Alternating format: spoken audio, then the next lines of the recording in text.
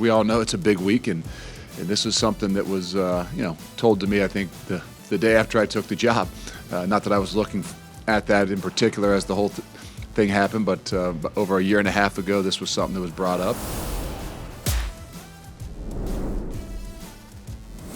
Hello and welcome. It's always college football. I'm your host, Greg McElroy, and today is a Thursday edition of ACF. It's September 12th, and we hope that you're enjoying the show wherever it is you're getting the show, whether it's on the podcast platform, Spotify, Apple Podcasts, you name it, you got it. ESPN's college football YouTube channel. Hit that thumbs up button, like, rate, subscribe, all that wonderful stuff. As you guys know, this is our bread and butter. Thursdays are our favorite day of the week. We like to preview the games. Nobody dives as deep. Nobody gives you as many different talking points. Like I listen to some podcasts and like, well, this quarterback's playing this quarterback and let's just see who plays better and I'm going to take the favorite. Like that's the breakdown that you get in other places. We like to dive a couple layers deeper. I think those are great. I like those previews as well. I listen to many of those previews, to be honest with you, because I tend to get in the weeds a little bit and those help bring me back up to the surface. So we will dive in today. A lot of games to look forward to this weekend. Usually we do like our 5 big game previews. We have a few more this weekend, so we're not going to dive quite as deep. And then we give you a lot of things to look for on some of the matchups that we also find very intriguing. So let's not put it off. Let's dive in some of the biggest games of the weekend here in week number 3 of college football. Let's kick things off in a Big Ten SEC showdown from Madison, Wisconsin. It's the Alabama Crimson Tide traveling to Wisconsin. This game will be noon Eastern time on Fox. Alabama is north of a 2-touchdown favorite at the moment. They are 15-1 in road opening games since 2008. So, questions of this matchup. Number 1, can Wisconsin take advantage of a young secondary? And if you look really since Luke Fickell took over and Phil Longo, his offensive coordinator, took over at Wisconsin, it's been a little bit of a work in progress. It has not been some dynamic dynamo with the amount of points scored. They averaged 24 points a game last year, actually 23 and a half, but I was rounding up. And the passing yardage really hasn't been what we've kind of come to expect. They've averaged, since the beginning of the Fickell era, about 6 yards an attempt in the passing game. But they have been able to run the ball with some consistency, which is what Wisconsin's always done. Here's what they got to do, though, against Alabama. If you watched last weekend, Alabama against USF, there were a couple opportunities early in the game in which USF had receivers that were open and the throws were missed. Wisconsin might be able to take advantage of some guys that are still playing early in their careers, several freshmen that factor into the rotation. Wisconsin has not been a group that has manufactured a ton of big plays this year. They had just 3 big plays created in their week 1 win. One of those big plays, by the way, was just 13 yards. So it's not like they've been, those big plays are 50-yarders, all right? Clearly, they made it a priority in week 2, and they finished with 7 big plays, 4 of which came through the air. And of those 7, 6 of those 7 went for 20 or more yards. I mean, they attempted 2 flea flickers in the game. So clearly, creating big plays has been a huge priority from week 1 to week 2.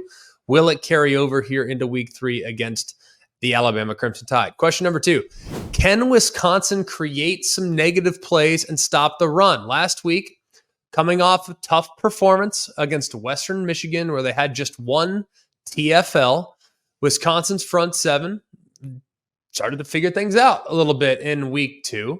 They had already in the first quarter surpassed the amount of negative plays created, and they would finish the night with 6 tackles for loss and 3 sacks.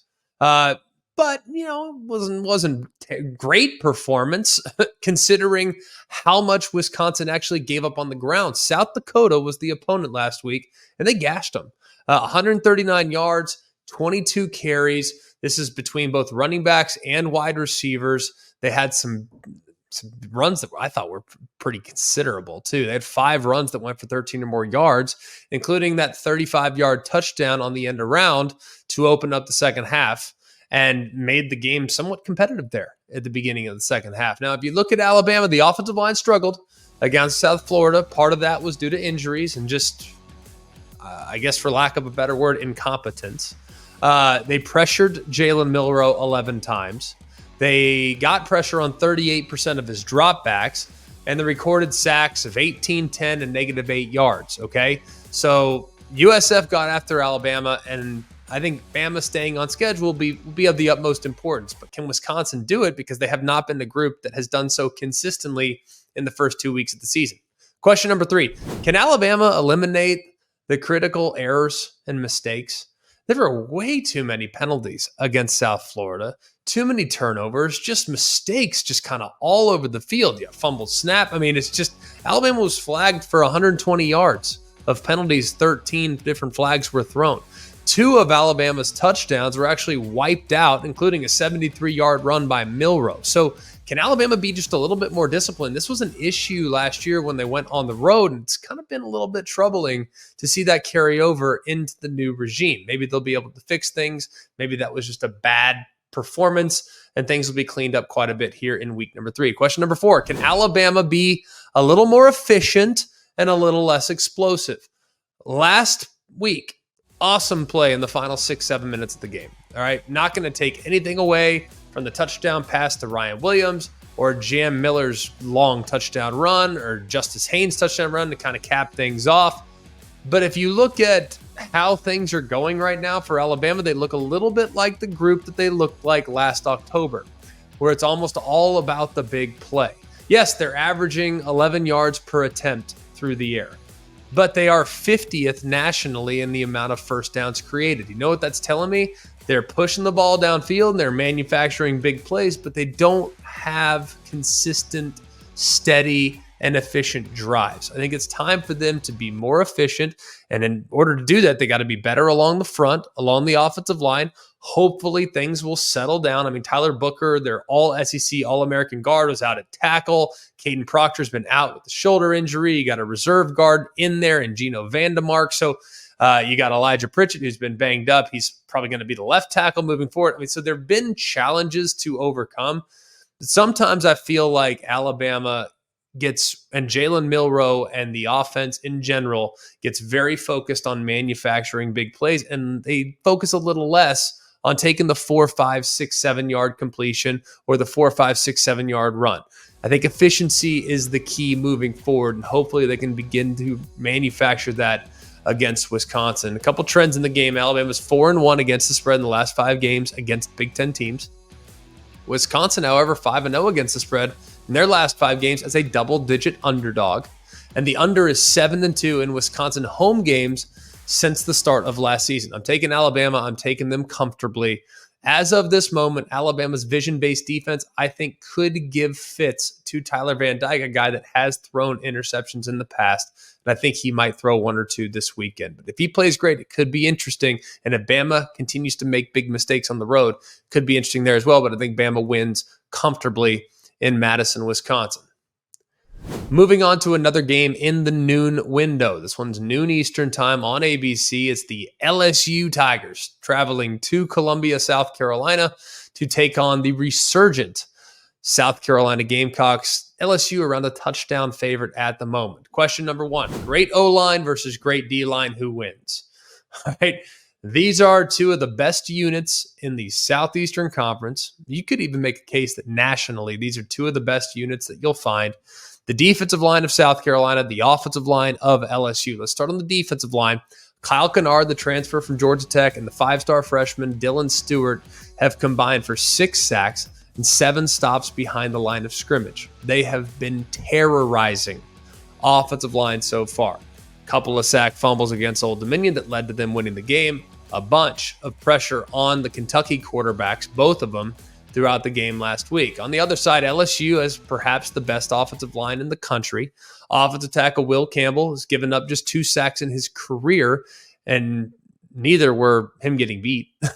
It's basically effort plays and scramble drill situations. On the right side of the offensive line, Emory Jones is also likely going to be another first rounder. 6'6", 315. Very athletic. The interior is really good as well. So a great offensive line against a great D-line. Who wins? That's question number 1. Question number 2, can LSU put pressure on Lenoris Sellers? This offensive line for South Carolina has given up the second most negative plays nationally through 2 games. Okay? You look at Lenora Sellers, first game against ODU. You could tell there were some jitters. You could tell he was a little bit anxious, a little nervous. He settled down with a pair of touchdown passes when he went on the road to Lexington. I thought he did a pretty good job. Now, getting back to what LSU did a couple weeks ago against USC, I think there's things to be applied from that plan to this plan. Did not think they played well whatsoever against Nichols on defense, but I do think there's more in the tank for Blake Baker's havoc style defense. Can they frustrate? Can they shorten the amount of time that Lenora Sellers has to survey the field downfield? So can they put pressure on Lenora Sellers and make him uncomfortable like ODU was able to do a couple weeks ago? Question number 3, can LSU's offense avoid the big mistake while staying aggressive? We know how good this wide receiver core is. Kyron Lacey is off the charts good. He's a number 1 go-to wide receiver. This will be the best collection of wide receivers that South Carolina's defense has seen so far. But this has been a defense that has been outrageously opportunistic through 2 weeks. Gamecocks have picked off 4 passes, forced 6 fumbles, and like I said earlier, I know that they have 6 sacks between their 2 defensive ends, but they have 10 sacks overall. That is currently leading the SEC. They also have a star in the making in Vakari Swain, who is, I think, going to be excellent there at corner. So him matched up against Kyron Lacey will be something that a lot of people will be monitoring. And Garrett Nussmeier, look, it's been pretty obvious. This is a guy with a ton of potential, a ton of talent, but he is not afraid to throw it into traffic. Be careful when throwing it into traffic against a really good and experienced secondary for South Carolina. Question number 4, who has the advantage running the football? If you look at LSU right now, they managed just 64 yards rushing against Nichols and haven't really figured out how they're going to divvy up the carries between Caleb Jackson, Josh Williams, and Caden Durham. John Emery, remember, was lost for a season-ending knee injury on Tuesday of last week in practice. And they're right now the only team in the SEC, LSU, without a rushing touchdown. Now, the Gamecocks on the other side, they haven't been very good running the football either. And considering how often they anticipate running the football this year, their lack of productivity is somewhat alarming. They've averaged just 4.2 yards a play. That's 124th in the FBS. Only 38% of their plays 38% of their plays have gone for 0 or negative yards. So a lot of plays that are being made behind the line of scrimmage, and league low right now, 2.9 yards per carry, despite Rocket Sanders leading the SEC in carries among running backs right now. So a couple trends in the game. South Carolina is 1-4 against the spread in the last 5 against ranked opponents, and the under is 7-1 in South Carolina's last 8 games. I think right now we're getting LSU on sale as far as the court of public opinion. People are looking at them. They're remembering the USC game. I look at the USC game and I thought to myself, man, there was a lot of opportunities that they had to close that thing out, and they didn't. Meanwhile, on the other side, everybody's feeling great about what they've seen from South Carolina's defense in the first couple weeks.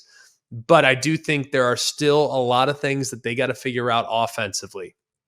Right now, LSU has more firepower, and I think they will eliminate the mistakes that other teams have made against South Carolina this weekend. I'm taking the Tigers to go on the road and get it done.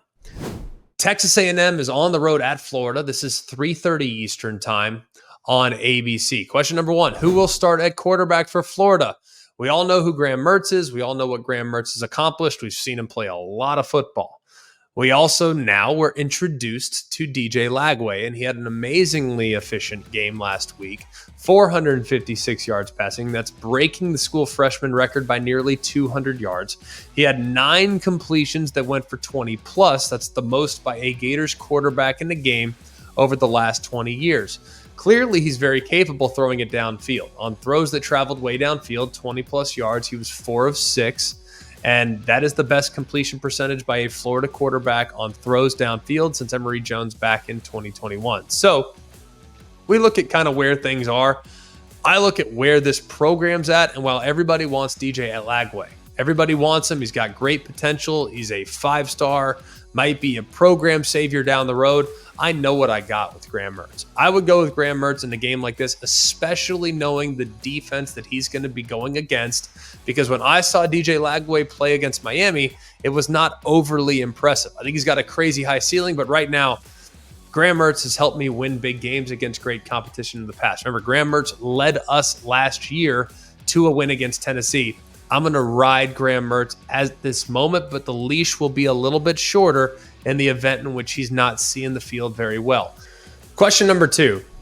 Is Texas A&M's offensive explosion last week sustainable?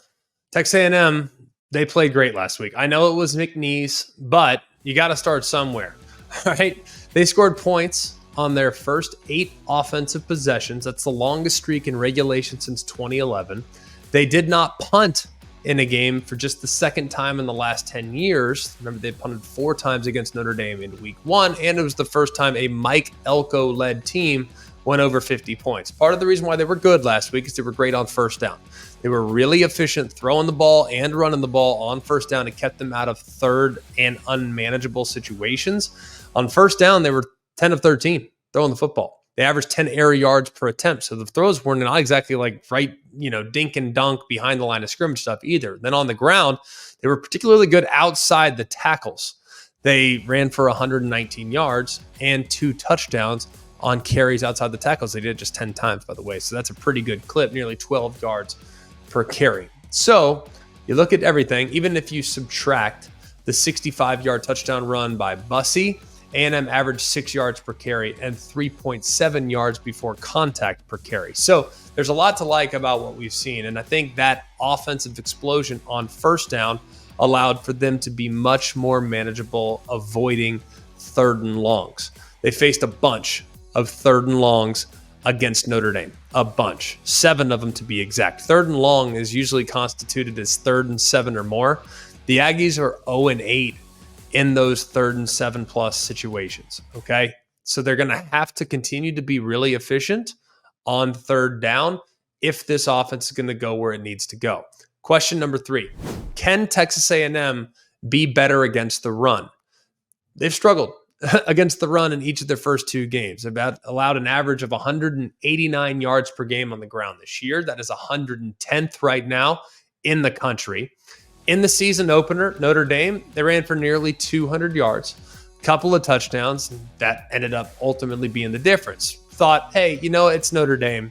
I'm not going to freak out. Notre Dame's going to be a good team running the football. And then I watched Notre Dame against NIU, and I thought, okay, maybe I should revisit and watch Texas A&M's defense again. And I find out that McNeese runs for 180.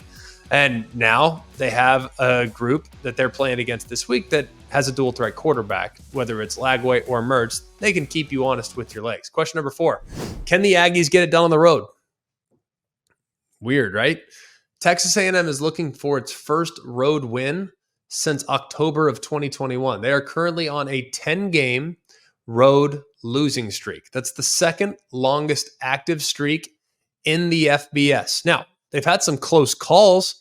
6 of those 10 losses have come by 1 score or less, but still, they've also had a 4th quarter lead in each of their last 2 road games last year, but couldn't hold on as the game went forward. So can they win on the road? It's been a problem spot for the Aggies here in the last couple years. Looking at a couple trends in the game, I look at Florida, and I know a lot of people are going to kind of focus on where they're at, where their program is. I think Florida's in a really good spot. I think they bounce back. I'm taking the Florida Gators in this one. Don't feel great about it, that's for sure. Aggies have better personnel, but I think the inability or the inconsistency that I've seen from the defensive front against the run is ultimately going to be their undoing. I think Florida will run the football. I think they'll continue to pound it as much as they can, take the pressure off the passing game, and ultimately they get the win there in a gotta-have-it situation for Billy Napier. Memphis at Florida State. This game is noon Eastern time. This is a big one here, not just for Memphis, but it's a gotta-have-it for Florida State as well. They are looking to avoid their second 0-3 start in the last 4 years. Question number 1, can Florida State stop the run? The reason why this is kind of a key matchup is because Florida State's run defense has been painfully bad. They've given up 453 yards on 88 carries. That's about 5.1 yards a carry and about 227 yards a game. If Florida State wants to beat folks, they got to be able to control the line of scrimmage, especially in the run game. And while Memphis is not really a group that scares you to death with how they run the football, they went out and they brought in Mario Anderson from South Carolina, who did have 125 yards and a couple touchdowns against Troy on just 17 carries. It was about 7.5 a clip. So while Memphis is not a team, like I said, that's going to just pound you in the run game, maybe against Florida State, they stay a little more committed to it than they have been up to this point. Let's go to question number 2. Can Florida State continue to get pressure on the opposing quarterback? In this case, it's Seth Hennigan. Now, Florida State, they've put pressure on 50% of their opponents' dropbacks this season. That is the 9th highest rate in the FBS.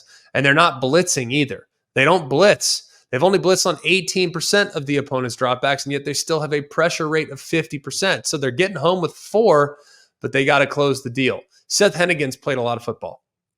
The opposing quarterback, they're going against the 4th-year quarterback in the country to serve as a 4-year starter at one program. It's the only one.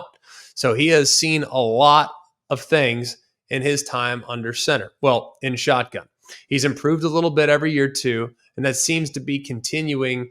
Granted, it's early through 2 starts. Here he's off to a career-best 70% completion. He's done a great job by throwing for nearly 470 yards here in the first couple games. So can they get pressure on the veteran Seth Hennigan? And question number 3, can Florida State's offense finish in the red zone? Florida State has struggled in the red zone. Okay, they've scored a touchdown on just 1 out of 3 of their red zone penetrations. Okay, 33% touchdown rate in the red zone is good for 122nd in the FBS. Not good. Here's the other problem. It's hard to throw the football when you get in the red zone because the field condenses and you can no longer stretch the field vertically. So you got to be able to run the football. Well, right now, Florida State is 127th in rushing offense. They're averaging under 60 yards a game on the ground.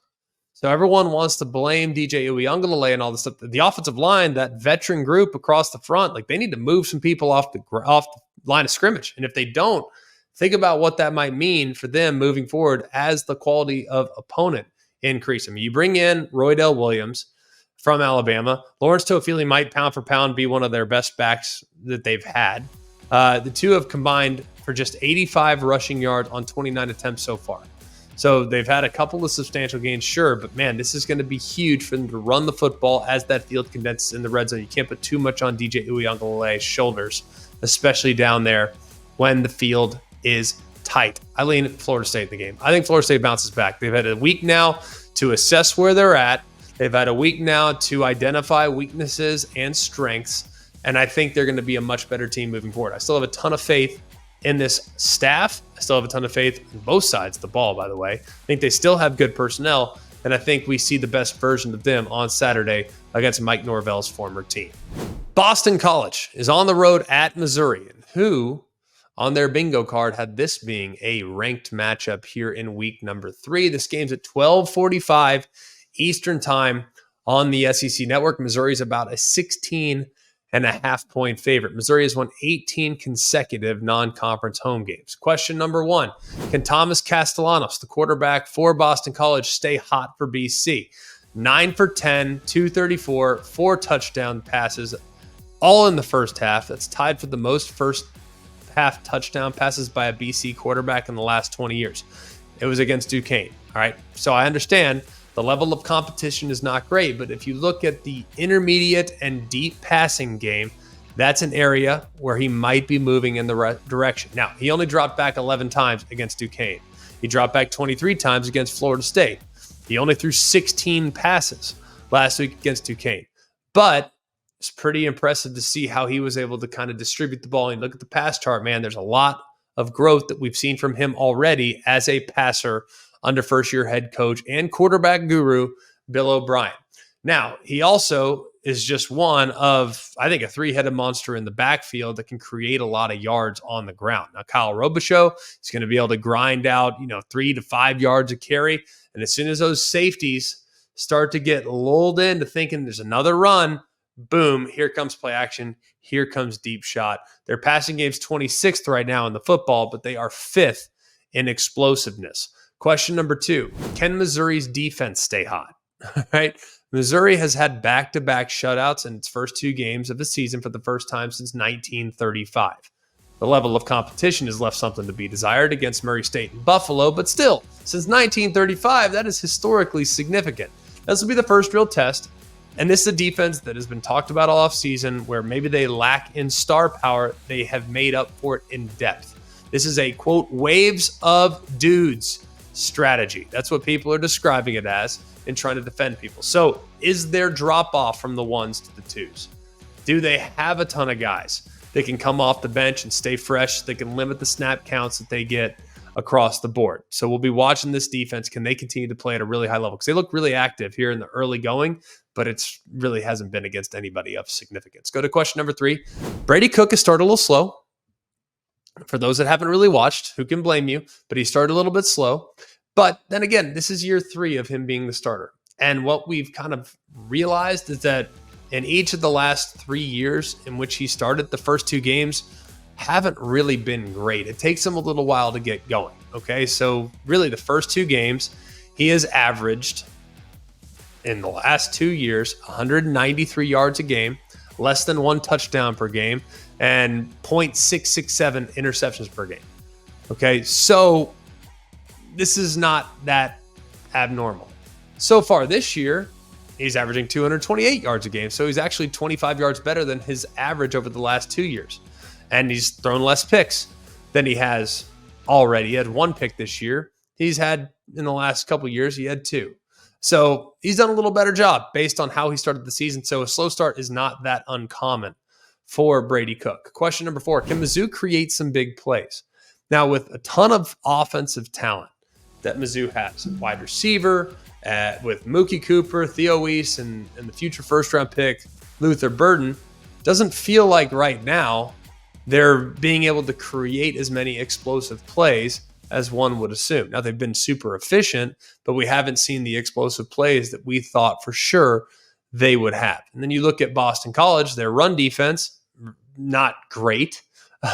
So their per carry numbers look pretty good, but they've given up some explosiveness on the ground. Now, Missouri, like I said, we haven't seen a lot of Nate Noel and Marcus Carroll deliver on those big chunk yardage plays that we saw last year from this offense, but it might be coming, especially against a Boston College group that has given up a couple big plays on the ground this year. A couple trends in the game. Boston College is 4-1 against the spread in their last 5 as a road underdog. Missouri is 5-1 against the spread in their last 6 against ranked opponents dating back to last season. And Missouri is 4-1 against the spread in the last 5 games as a favorite. I'm taking Missouri, but I'm not laying the points. That is way too many against a team that's as well coached as Boston College. Notre Dame is at Purdue. This game is 3:30 Eastern time on CBS. Notre Dame is a healthy double-digit favorite, and they have won the last 8 matchups against Purdue dating back to 2008. Question number 1, Riley Leonard hurt his left shoulder. What does that mean? Well, a lot of different publications have confirmed this. Irish Illustrated, 247, On3, like everybody's confirmed it. I don't know who had it first. I'm sorry to whoever had it first. I don't pay attention to that stuff, and I'm sorry for that. I should have looked that up. But whoever had it first, good on you. Well done. Riley Leonard hurt his posterior labrum on his non-throwing shoulder in the loss to NIU. Now, can you play with that injury? Yes, you can play. We have seen Mitch Trubisky play with a hurt shoulder in his non-throwing shoulder. We have seen Baker Mayfield suffer partially torn labrums and still finished the year. And Notre Dame, with him, though, and let's just be honest, he's a dual threat. This is not the NFL. So he's a dual threat guy. So he's going to be asked to run the football. He's run for over 1,000 yards in his career. He's run for over 17 touchdowns in his career. He's played 20 games. And what he does best is keep people honest with his legs. Can you be effective putting your shoulder down if necessary when your labrum is not currently at 100%? That is something I'll be watching closely. That's question 1. He hurt his shoulder. What does it mean? Question 2. If Riley Leonard isn't effective because of the shoulder, what does that mean for Notre Dame? Well, you can anticipate Steve Angeli probably as of this moment, playing over CJ Carr and sophomore Kenny Minchey. Now, the junior has received most of the first team reps in the spring. He also received all the first team reps for the Sun Bowl preparation against Oregon State.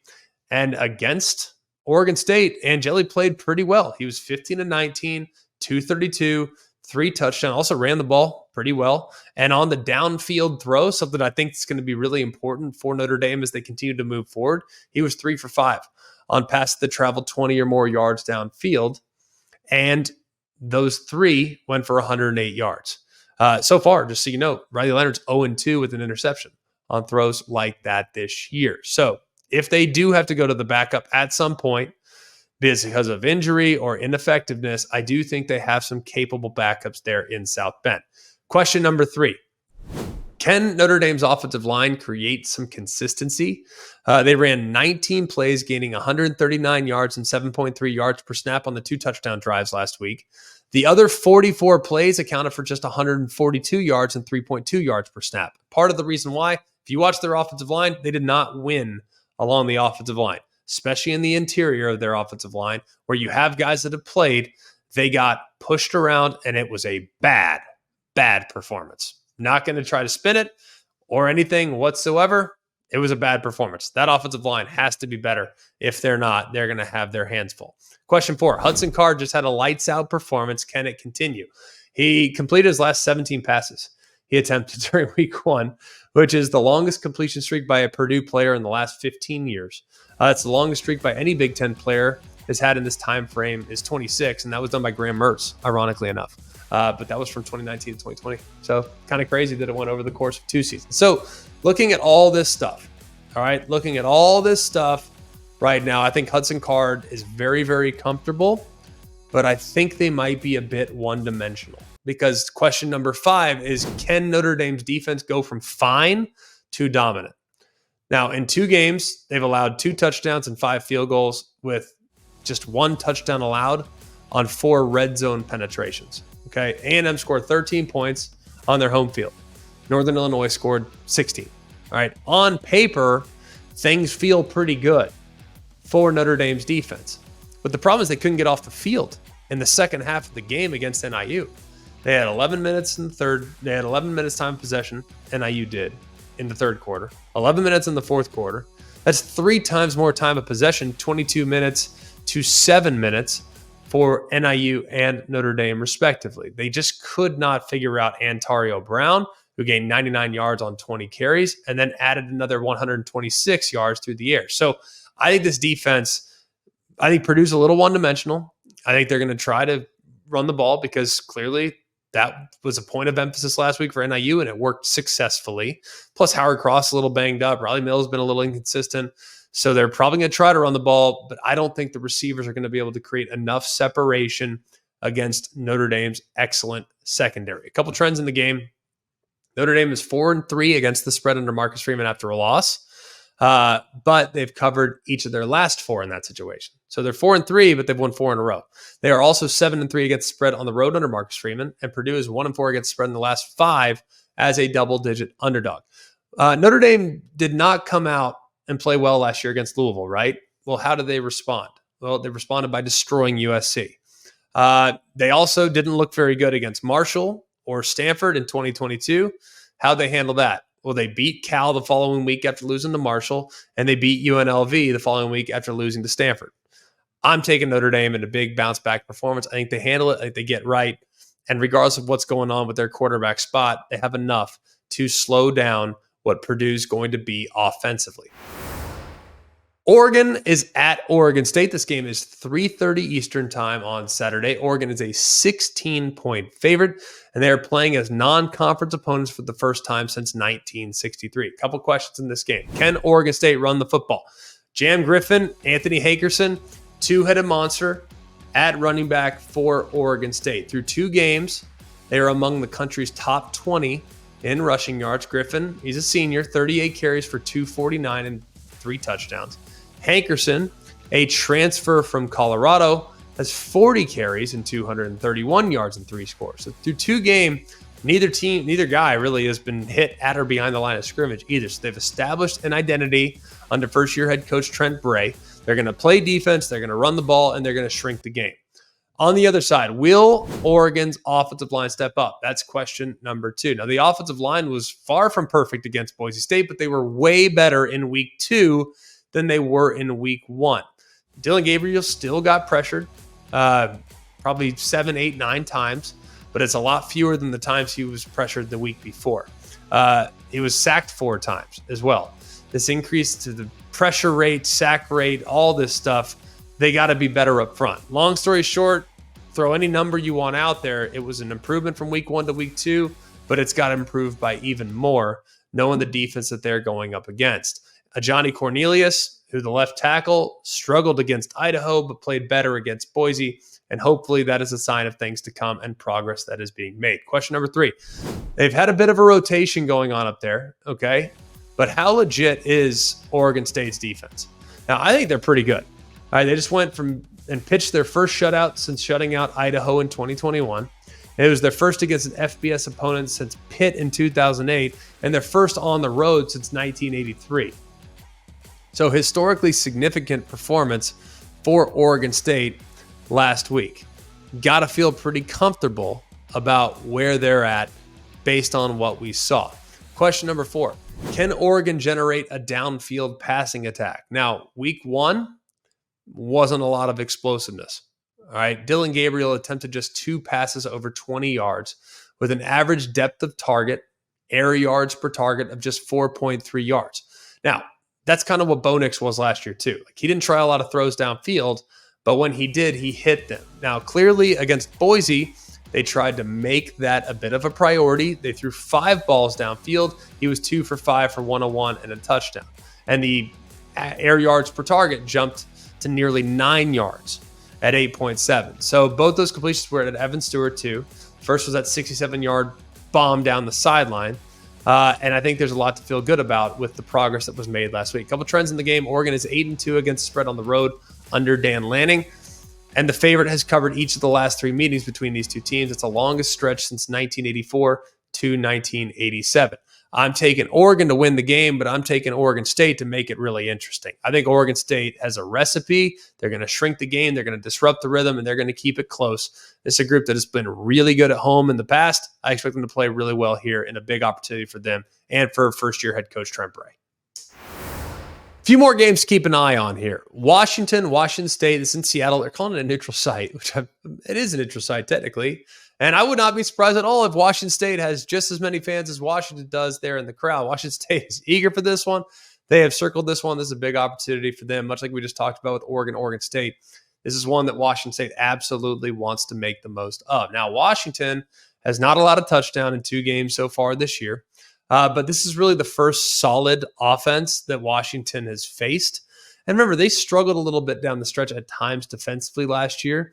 Now, I think what you got with Mateer, the quarterback at Washington State, I think he's the real deal. I think they actually are pretty good too with his weapons. And I think this offense is going to create a lot of problems. I actually lean Washington State in the game, which I think the motivation's on their side, opportunities on their side. I'm taking Washington State to actually pull off the upset. They looked good against Texas Tech last week, man. A lot to like from the Cougs. And I think they could carry over some of that goodwill into this performance. Let's go to the Backyard Brawl. West Virginia is at Pitt since 2002. The Mountaineers are 115 when winning the turnover battle. So pretty significant when accounting for that. So what does Pitt need to do? Not turn it over. They've enjoyed a nice little offensive resurgence with the win against Cincinnati last week. Now they go get an opportunity to play your rival. They're right in your backyard. And Eli Holstein has looked really solid in this new look Pitt offensive scheme, which is being run right now by Western Carolina's offensive coordinator, Cade Bell. So after a bit of a slow start, Holstein finished with 302 yards and 3 touchdowns in the come-from-behind win last week. Can he keep it going against another solid Big 12 foe that's going to try to run the football and establish physical dominance? We'll find out. I actually like Pitt in the game. I think Pitt's going to upset West Virginia, sell it against the run, and make life difficult on the Mountaineers. Let's go next to Colorado and Colorado State. Rocky Mountain Showdown here.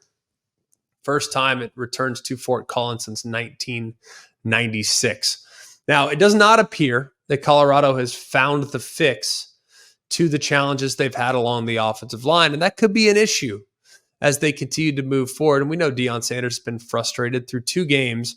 Colorado has committed 12 penalties. They've lost 134 yards as a result of those penalties. They are 98th nationally. And on the other side, Colorado State, pretty solid. Second nationally with just 4 penalties through 2 games. Discipline in an emotional game, in a bounce-back situation for Colorado could be massive here. Here's the problem. Colorado State has not been good on defense. They're allowing nearly 35 points a game. That is 121st. They have surrendered a total of 297 yards rushing. That's about $150 a game, in addition to 3 touchdowns on the ground as well. They have allowed 69 points. That's right. Colorado State in 2 games has allowed 69 points and 6 touchdowns from the passing game, in addition to 273 yards a game, which has them ranked 117th in the sport. I like Colorado in this game. I know last year it was close. I don't think Colorado is going to be sleeping on Colorado State this year, and I would expect them to play well in the game. I expect it to be emotional, I expect it to be physical, but ultimately Colorado has a little bit too much firepower for the Rams in this one. UCF at TCU, really sneaky good game. They could have Big 12 and, because it's Big 12, playoff implications in it. The Frogs have been really good stopping the run defensively. Great depth at linebacker, solid defensive line, and we know that UCF is a team that's excellent when trying to run the football. KJ Jefferson has been one of the better pickups in the portal so far this year. It's going to be a huge challenge for the TCU defense. The Frogs were super susceptible to quarterback scramble game in week 1 against Stanford, and Jefferson's much better than what Stanford has out there and is much more experienced than what Stanford has. But it was encouraging from TCU to see them play a little better last week against LIU. This will be an increased level of challenge for TCU's defensive front. KJ Jefferson is a handful. RJ Harvey has received a bulk of the carries at the running back spot through 2 games. He's got 30 carries, 268, and 6 touchdowns. Now, UCF, the defense, the secondary's done a pretty good job forcing turnovers, by the way. 4 interceptions through just 2 games. I like UCF to go on the road to Fort Worth and get the job done. I think they'll control the line of scrimmage. I think they'll run the football. I think they'll get some hands on some passes there from the Horned Frogs. Really good non-conference game coming up here. Arizona at Kansas State. This is not a Big 12 conference game. Hear me out when I say that. This game does not count towards conference rankings, schedule, standings, what have you. It's just an out-of-conference game that was scheduled when Arizona was still in the Pac-12, so the result won't matter towards the conference record, but this should be interesting. Really good quarterback matchup here. Noah Fafita, 85 total QBR in road starts last year. That was the 10th best in the country, and this is his first road start this season. So opportunity here for Noah Fafita to get things taken care of. He has 12 road passing touchdowns. It's tied for the most in the FBS with Cam Ward. On the other side, Avery Johnson owns a 93.5 QBR in the second half of the games that he's played so far. In the first half, it's not quite as good, just a 55.1 QBR. So whatever he does in the second half, settling in, relaxing, playing a little bit more under control, we need that in the first half when playing it against quality competition. And I would qualify the Arizona Wildcats as quality competition, because if we get the guy that went 7 for 8, 119 and a touchdown after halftime last week against Tulane, we're going to be feeling real good about what Kansas State can do to complement DJ Giddens, who has now run for 100-plus yards in 6 straight games. It's the longest active streak in the FBS. Georgia and Kentucky will also be on the field. I'll be on the call alongside Sean McDonough, Molly McGrath. I'm actually very much looking forward to this game. Georgia's a juggernaut, no doubt about it. What we've seen from Carson Beck in the first couple weeks has been outstanding. First half against Clemson, maybe he missed a throw or 2, but super efficient really the last 6 quarters, and would anticipate him carrying over that performance into the week against Kentucky. And Kentucky comes in feeling real bad about the performance they put on tape last week against South Carolina. This is a proud program. Kentucky, if you look back at how they played Georgia in 22 and 21, they played them better than most, okay? Last year, it got away from them in significant fashion because that was Carson Beck's coming out party. I would think Kentucky all week long, Mark Stoops has been harping on his guys, man, we got to be better along the line of scrimmage. We got to play better than we did last week. This is a proud program, and I'd be surprised if they didn't play well in the game this weekend against the number one team in the land, the Georgia Bulldogs. But it will be a massive undertaking for the Wildcats to keep it close for 4 quarters. Like I said, looking forward to being on the call. It's 7:30 Eastern time on ABC alongside Sean McDonough and Molly McGrath. You got Maryland at Virginia. The Terps are 15-1 in non-conference games with wins over Power 5 teams. That's Virginia Tech, West Virginia, NC State, Cuse, Virginia, Auburn. This is the longest such streak for Maryland within the last 40 years. So pretty impressive non-conference record over Power 5 teams. Can it continue against their former foe from the ACC, the Virginia Cavaliers? Maryland has been a little up and down this year. So it will be interesting to see if they could put 4 quarters together at some point against Virginia. Got my Giant Killers this week. You might already know them. You guys that have followed Giant Killers the last couple weeks, you've done pretty well. Interpret that as you will. You've done well, though, whether it's against the spread or just however you want to interpret it. I'll leave it open-ended. We are not calling outright upsets here, but these are teams I would not want to mess with. Just saying, I would not want to mess with these teams. My Giant Killers here in week 3. Washington State. They're playing Washington in the Apple Cup in a, quote, neutral site in Seattle. Florida against Texas A&M.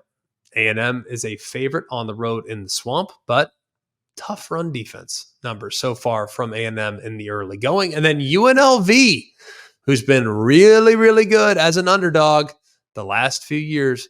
They traveled to Kansas, who's licking their wounds after the loss last week to Illinois, where they turned the ball over a whole bunch against the Illini. So Washington State, Florida, and UNLV. We appreciate you guys so much for being with us here today on Always College Football. Always encourage you to like, rate, and subscribe to the show wherever you get your show.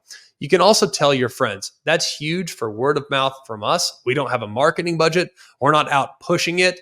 It's me, Jack, the other Jack, Mark, and Jake. And we just try to put out the best content possible, and you guys are the result.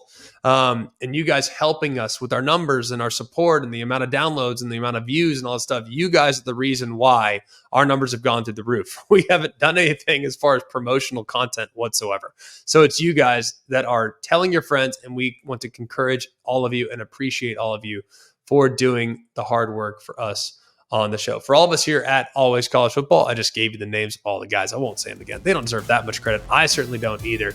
But we hope you have an amazing weekend here in week 3. We'll see you back on Sunday for our streaming consciousness reactions to some of these outcomes. But enjoy the football, and remember, it's always college football. Hey guys, it's Greg McElroy. Thanks for watching Always College Football. Make sure you like, rate, and subscribe to ESPN's YouTube channel and wherever you listen to your podcasts.